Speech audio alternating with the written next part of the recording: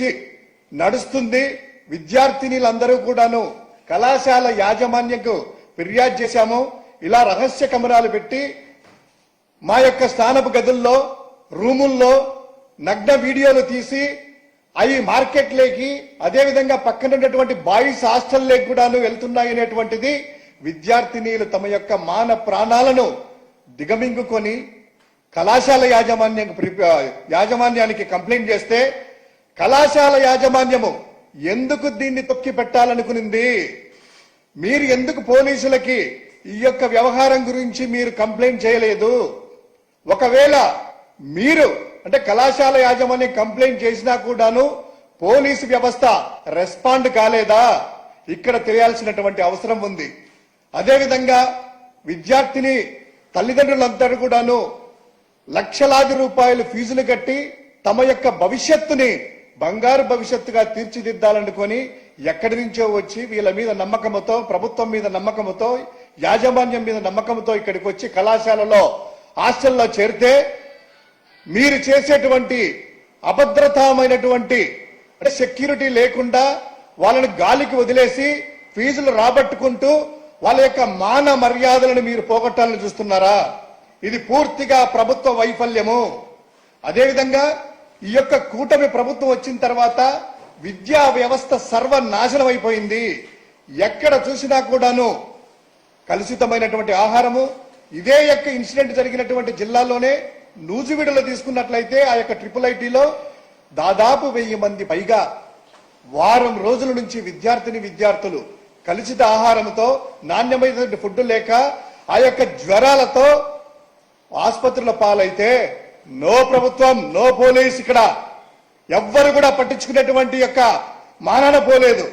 అదేవిధంగా ఇక్కడ ఈ యొక్క గుడ్లవల్లి ఇంజనీరింగ్ కళాశాలలో అర్ధరాత్రి నుంచి జరుగుతూ ఉంటే ఏ యొక్క హోంమంత్రికి వెళ్ళడానికి తిరిగలేదా?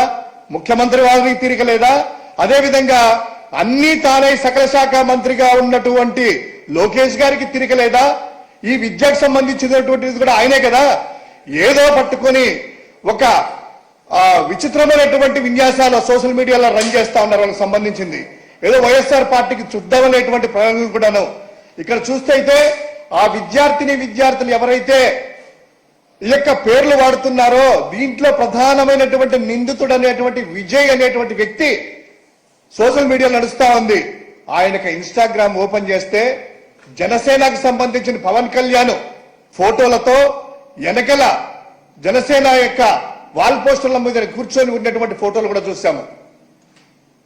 ఇవన్నీ కూడాను తెలుగుదేశం ప్రభుత్వానికి కొత్త కాకపోవచ్చు, కానీ మీరు చేసేటువంటి రాజకీయ కక్షలు కార్పణ్యాలు పక్కన పెట్టి విద్యా వ్యవస్థను సర్వనాశనం చేసినా కూడా మొట్టమొదటిసారిగా ఈ యొక్క విద్యార్థినుల యొక్క మాన ప్రాణాలను కాపాడాల్సినటువంటి బాధ్యత ప్రతి ఒక్కరి మీద ఉంది.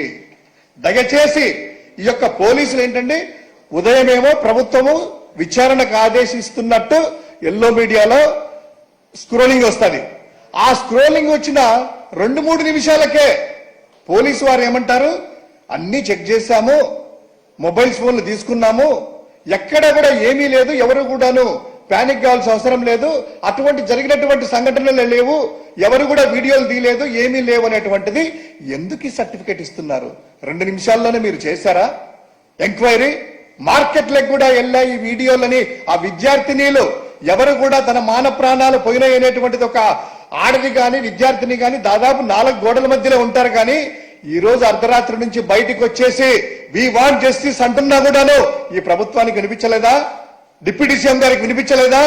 అదేవిధంగా కుప్పం ఎమ్మెల్యే గారికి వినిపించలేదా? అదేవిధంగా సకల శాఖ మంత్రి అయినటువంటి లోకేష్ గారికి వినిపించలేదా? దయచేసి దీని మీద రాజకీయాలు మాని ఆ యాజమాన్యానికి ఎంత బాధ్యత ఉంది? ఎందుకు ఈ కళాశాలను ఇమ్మీడియట్ గా మూసివేయాలి?